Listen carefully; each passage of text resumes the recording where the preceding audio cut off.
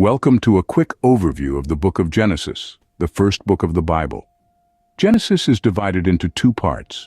The first part, 1 through 11, provides a broad narrative focusing on God's creation and early history of mankind. It introduces key concepts, setting the stage for the biblical narrative. The second part, chapters 12 through 50, focuses on God and Abraham's family. The narrative hones in on Abraham's experiences, introducing the concept of God's promise to bless humanity through a chosen lineage. The two parts are linked by a hinge story at the start of chapter 12, bridging the transition between the narratives. Genesis communicates that humanity's rebellion tainted God's world.